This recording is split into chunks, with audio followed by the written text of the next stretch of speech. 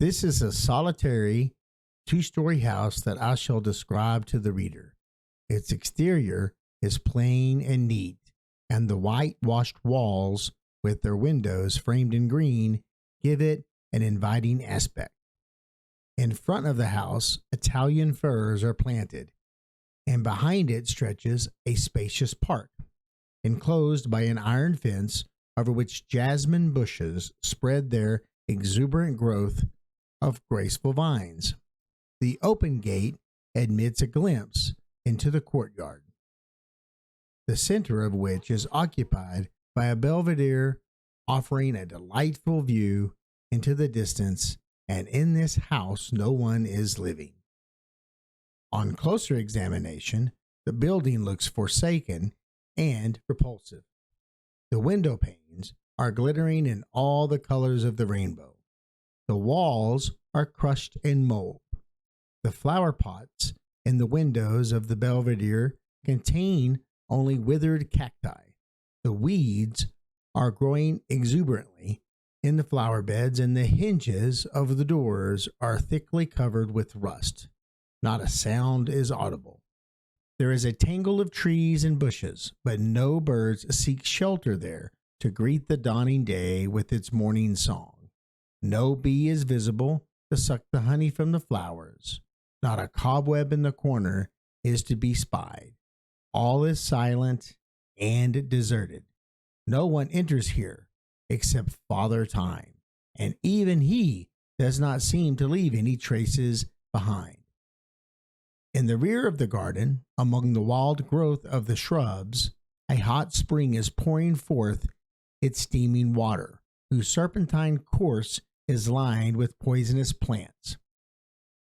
Dotted round the house, one can see scattered mounds covered with grass, unlike graves, and before some of them traces of rotten wood crosses are discernible. It seems as if the house has had only the mission to watch these graves, and no one on one of these walls is to be seen a black cross which neither wind nor rain has been able to remove. No one, nothing lives in this house. Deserted ruins have their apparitions that rise from their unknown graves at midnight and drag their rattling chains behind, that flit through desolate ruins and frightened human beings with their unearthly aspect. But in the house there are no ghosts. There is only a frightful, unutterable terror present which creeps onto the soul of the man who wanders through these empty, echoing halls, whose icy atmosphere not even midsummer can banish, and through which a perennial freezing breath of wind seems to sigh. Only death can breathe as cold as that. Yes, in this house only death resides. The hills around the house are graves. The house is accursed, and woe to him that becomes its guest. He will be the guest of death. Balthasar de Madaxe, who at one time owned the house, is known to this day through the unfortunate death he suffered. His horses shied in the woods, and, dragging him through thick and thin, his limbs were torn asunder. His life had been as unfortunate as his death, and pitiable and helpless as his end. He was rich. From his father, whom he had never known, he had inherited 3 estates, and he was not a year old when he lost his parents. From his earliest childhood, he was gloomy and reserved, as if he had already lived in a world in which his soul had imbibed an uncompromising bitterness. Never did he find one to love him. His comrades, when he appeared among them, drew back from him. Never could he call anyone a friend, and he never had a smile for anyone, so no one ever smiled at him. Did nature make him that way, or did someone curse him at birth, or was it the result of his education? The view of his face was sufficient to stop the conversation of the jolliest company. A sigh which sometimes escaped his breast, could silence the merriest laughter in his company. Everyone felt depressed and ill-humored. His words were cold and painfully trembling. No one dared to look in his eyes, and when he spoke, no one responded. He did not receive callers. Women were terrified by his evil-boding look and drew timidly back from him. He knew all very well. There was something written on his brow. The hand of fate showed in the furrows on his forehead, and his expression formed a barrier between him and the world. If, among the mass, he sometimes met people who seemed less shy of him, he tried his best to attract them. He was overwhelming with his flattery and spent his treasures lavishly on them. For a kind word, he unveiled the innermost troubles of his heart, and he yearned to have someone call him his friend. In vain. When he had initiated someone into the most painful secrets of his heart, and expected that one to sink on his breast and weep with him, there came from the lips of the hoped-for friend in a cold and distant tone, "I can tell us, my lord." Sobbing, he once asked a young acquaintance, who was very poor, to shake hands with him and call him friend. The youth did so, but his face became as pallid on the instant as if he had shaken hands with the angel of death, and had called him his friend. Thenceforth he avoided Balthasar de Madaxe. The young man's name was Albert. With each succeeding day, Balthasar tired more and more from the world until he shut himself entirely off from it, and, far from its social pleasures, lived all alone on one of his estates without ever receiving a visitor in his silent old castle. Like all who were tired of the world, he sought amusement in nature. He planted trees or gathered flowers, and the garden, with its silent green inhabitants, formed his sole company. But a curse seemed to rest on everything he touched. Greedy caterpillars destroyed the blossoms of his fruit trees. Unrestrainable, he attacked their trunks, or the green fruit was stunted and poisoned by worms. Once he found with horror that all the flowers which he had gathered with such assiduity and care were poisonous plants. His father had owned an old dog, and Balthasar fed him from his own table and let him sleep on soft pillows in his room. But though he patted and caressed him most affectionately, even his dog did not love him. He never acknowledged the kindness of his new master by a wagging of the tail. Carefully and suspiciously he touched the food that was set before him. Anxiously whining and drooping tail, he would ask to be let out of the warm room, and often, when refused, would wake his master from his sleep with a pitiful, long-drawn howl.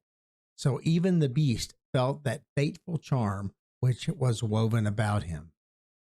Only two beings loved him: his oldest servant, a demented gardener, and his grandchild, a girl of 12 years. It is asserted that he who is loved by children and lunatics must suffer an awful death. The girl's name was Judith. She was a beautiful child with black eyes, pale complexion, and blonde curly hair. She could recognize him from far off amidst the crowd of people, and then she would run to him, throw her little arms around his neck, or press his hand to her heart with her dainty fingers. There was something bordering on insanity in the eccentric affection of this child, who could say for days, without eating or drinking, even without uttering a word, in Balthasar's room, and who would cry for hours when she was taken away from there.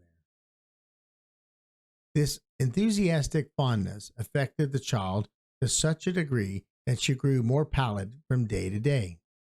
Her grandfather, the taciturn, insane old gardener, persecuted Balthasar since his earliest youth. with his senseless love. He never smiled, but as soon as he caught sight of him, he roared with laughter until the tears rolled down his cheeks.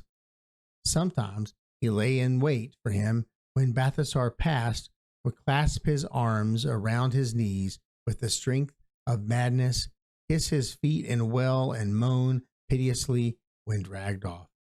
At first, Balthasar was afraid of his weird and uncanny face.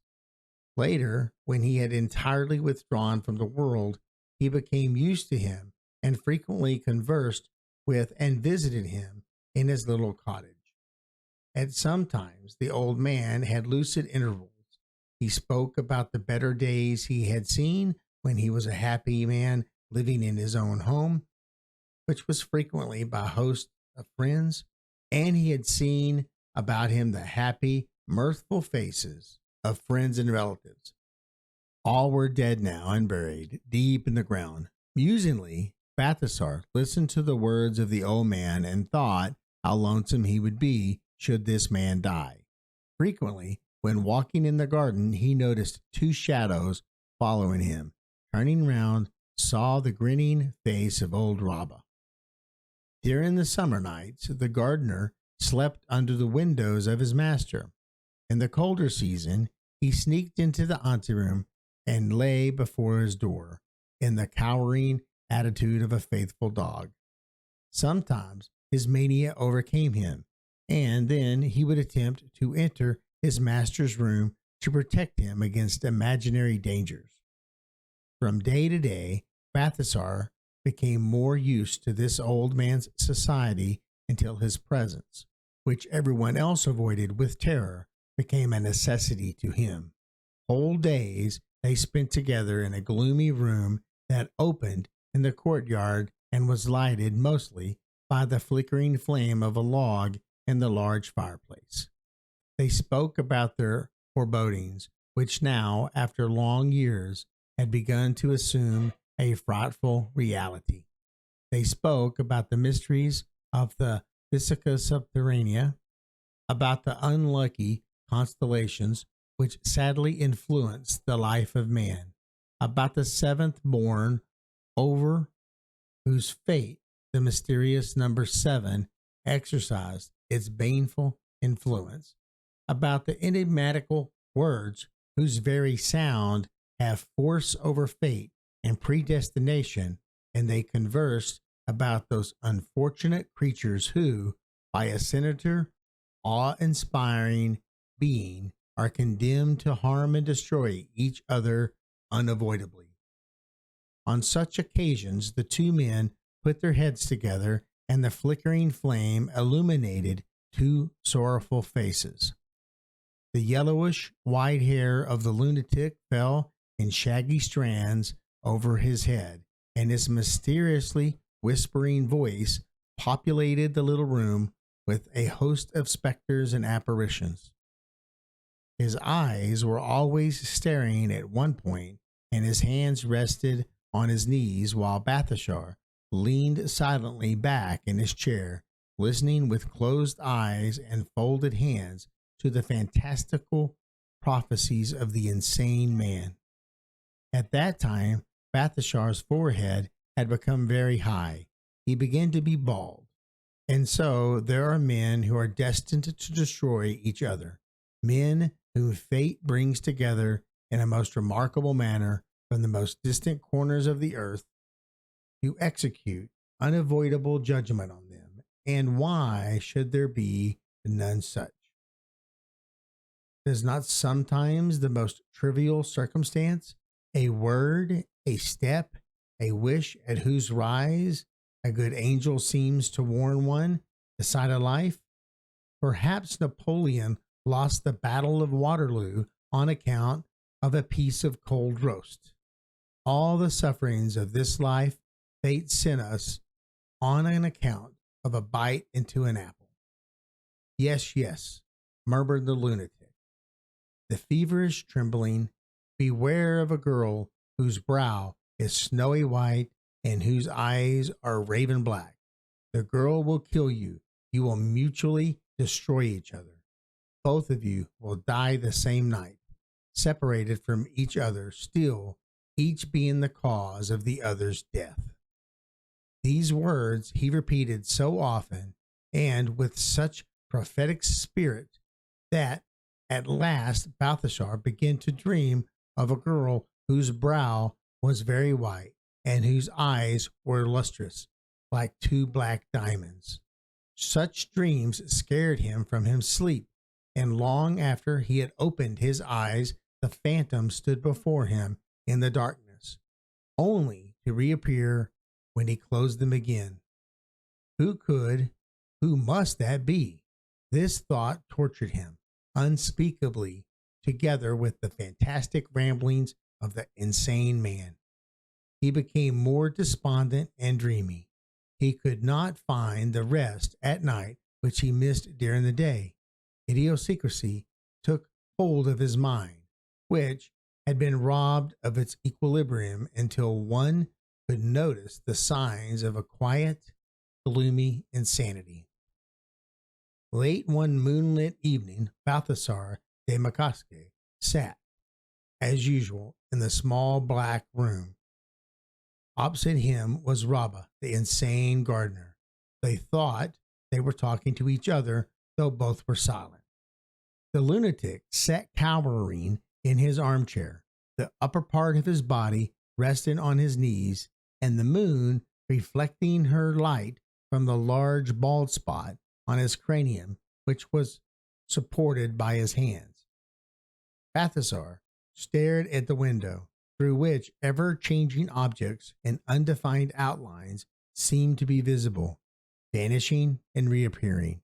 As the clouds hid and passed the moon, suddenly it seemed as if the white, pallid face with raven eyes had emerged and was intently staring at him. He fancied he was dreaming and moved his hands. The fingers touched the hot tiles of the fireplace, and the pain made him conscious of the fact that he was awake. "Look at that face! There, he called out, jumping up and pointing at the window. But only the echo of his words were audible, and after it died away, all was silent again. "There it was," he called, pantingly again, and shook the arm of the old man. Look, there it was. It stared at me, but said nothing. Black eyes and a white face. There. Don't you see?" And he shook the arm of the lunatic, who suddenly fell from his chair and lay lifeless on the floor. He was dead, noiselessly and quietly as he had lived. He died. No one had heard his last sigh. Balthasar shuddered as the lifeless body slipped from the chair. The hands and head fell with a dull thud against the floor. The features looked woefully sad. But more than the image of the death, that mysterious face tortured him. Who can it be? He asked himself without finding an answer. He could have found one, but his mind was not clear enough. The wild thought that his fate was unavoidable, unreconcilable, had taken a safe hold of him and persecuted him. At last, it became so torturing, so unbearable, that he had to flee before himself. Next day, he departed. He visited the largest and liveliest city of the world and hurled himself into the giddy whirlpool of the noisiest pleasures. His acquaintances, who interested themselves in the mystery of his fate, heard nothing from him for years. 6 years passed by. Mombadaske, in this way, roamed through the world. He fled before his sinister thoughts, trying to find refuge in sensual pleasures and wild dissipation, and then he returned after 6 years of turbulent life. He longed in his heart anew for all the gloomy presentiments which he had tried to eradicate. Since the loathing of all enjoyments which had taken hold of him was more unbearable than all the tortures of his fate, he nowhere felt at home. For him everything was bitter, painful, and unextirpable. Melancholy spread over his black thoughts. The only change which took place in him was that while he had formerly dreaded his fate, he now even did not believe in it. He neither hoped nor feared. When he smiled, it was a most sarcastic smile, which bore an unspeakable, bitter expression. When he wondered how he could have believed in that prophecy, for 6 years he had followed a thought which he dreaded most. Everywhere he sought the pale, black-eyed woman. He found many, but in none did he find his fate. They were, many of them, beautiful and charming, but evil boding there was none. At last he said to himself that only a lunatic could believe in the words of a lunatic, and a sort of confused restfulness seized his tired soul. He retired again to his estates. Most of his time was spent in the garden. There, in a gloomy arbor formed by rankling vines of evergreen and Jericho roses, he dreamed whole days away. Frequently, he was wetted by sudden showers, but what did he care, whose innermost soul was desolate and withered? One day, as he was lost in his reveries, he caught sight, through the vines, of a female figure gathering flowers in the garden. He was startled.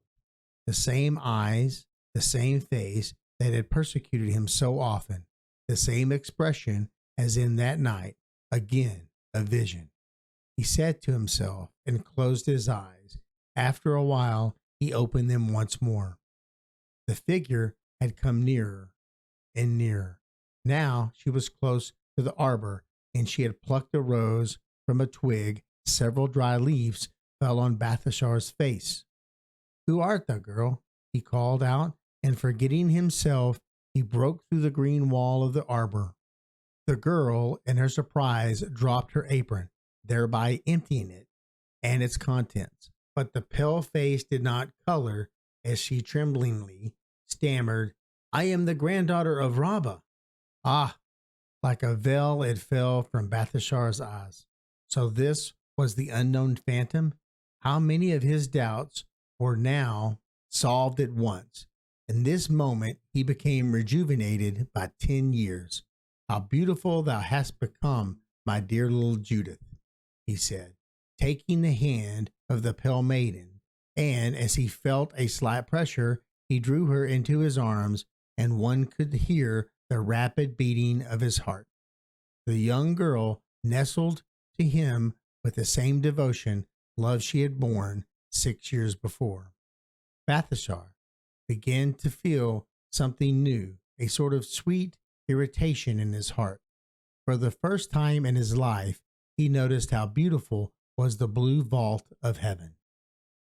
Arm in arm with the lovely maiden, he walked among the flower beds of the garden, letting her tell him about the most uninteresting things in the world, listening attentively to the words which fell from her arched lips, believing all the while that the whole world was rotating around this charming mouth. From this time on, it seemed as if his whole being was changed, as if he had found the talisman that directed his fate into another channel. He detached himself entirely from his former being. He smiled, and was constantly in good humor. He slept well, rose at an early hour, became talkative like other people, and spent whole days with the young girl in the gardener's cottage, where they amused themselves like two children whose thoughts are only directed to innocent play. It was a pleasure to see them together. Once, as the lovely girl was playfully leaning against him, Balthasar drew her affectionately to his breast and, winding his arms around her graceful waist, looked deep into her eyes and asked, "Girl, dearest, sweetest girl, could thou love me?" The girl did not answer, but looked into his eyes with such an earnest and at the same time tender expression that he could not bear it. "Perhaps thou dost not understand me. See, I have no one to love me, neither hast thou. Come, be my wife, my sweet darling love. Judith grew speechless, paled, and a shudder ran through her tender frame, while the arms fell listlessly to her sides. Balthasar ascribed this change to maidenly bashfulness and fixed the time for the fulfillment of his dearest wishes in the immediate future. The girl gave no response, but from this time there was a timid reserve noticeable whenever Balthasar approached her. This he assigned to unknown psychological motives. Only a week separated him from the happiest day of his life. How many glorious plans he had made for that day.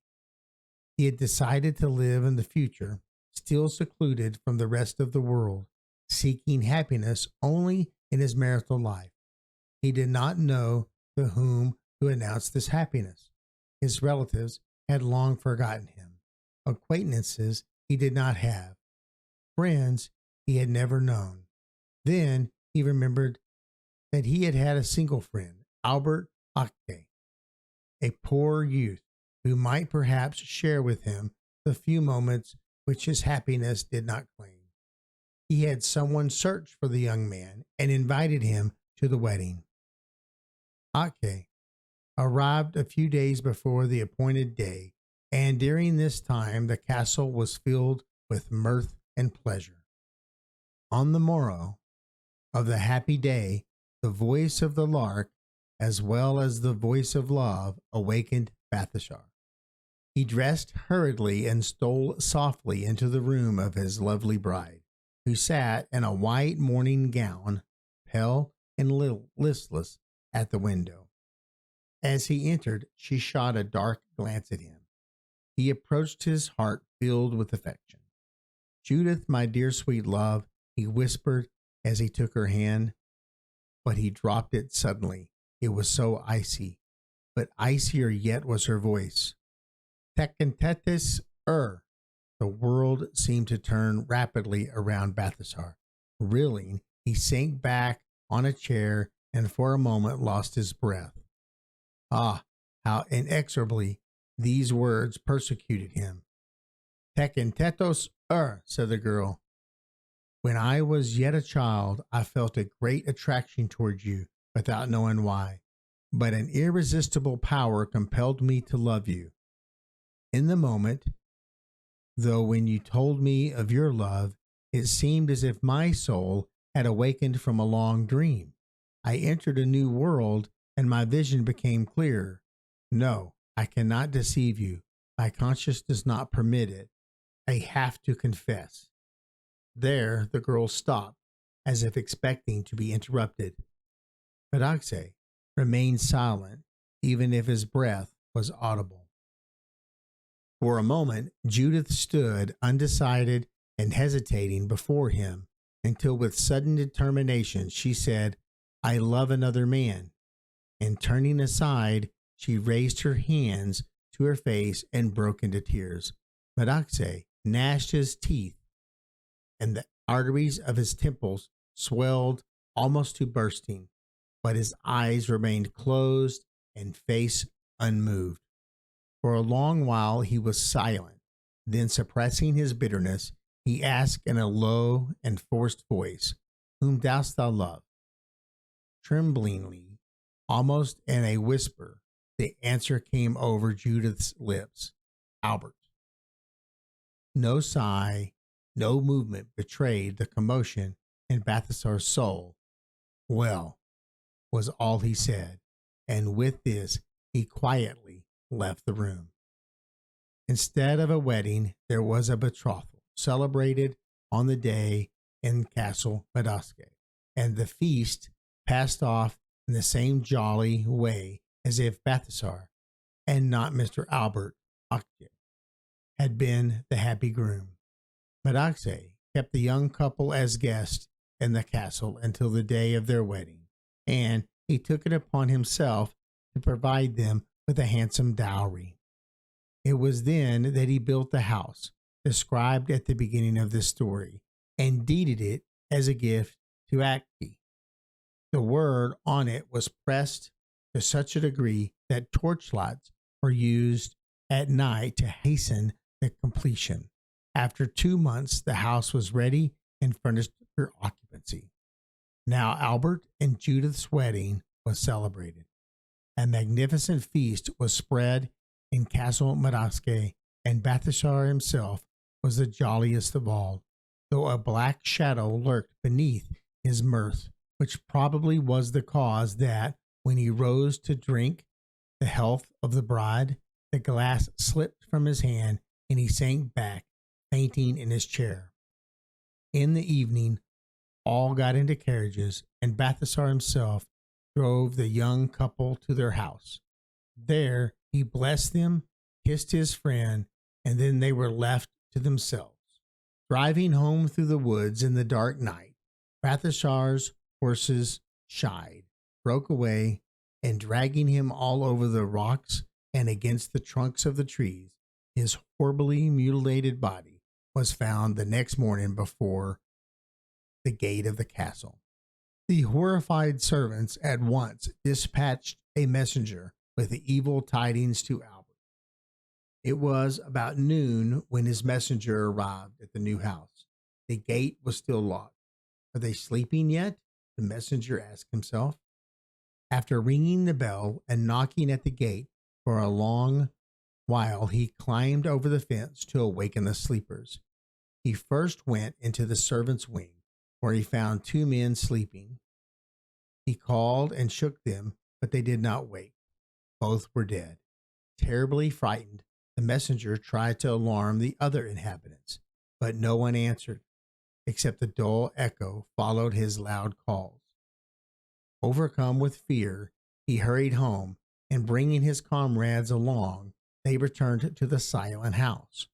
Breaking in the doors which led to the rooms of the young couple, they found in the anteroom near the window the dead chambermaid with the distorted features as if she had been strangled.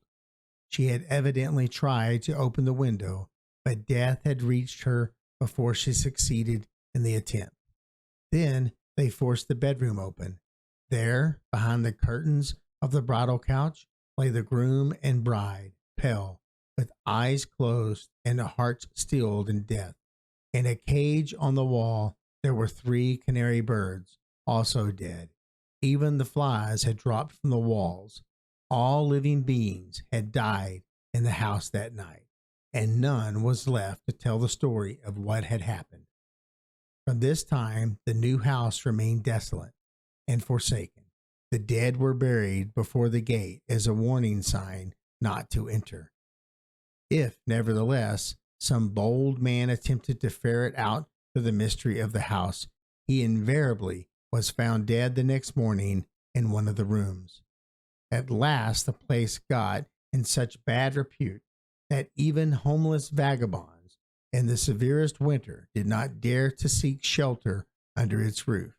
And if it happened that some criminal took refuge there, he never left his shelter again. He found a grave among the rest. Only one of those who took refuge there escaped.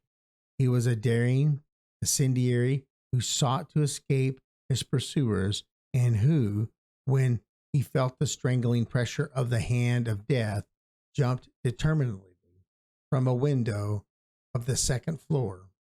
Being questioned, he related terribly things about slowly creeping pains which stupefy the brain and forcibly close the eyes of a man. It was this man who painted the black cross on the wall of the house. On examination, it was found that the house was built over a hot spring whose suffocating vapors penetrated the walls and killed all life inside its closed doors and windows. Not in vain had Balthasar Damasque studied the Physica Subterranea.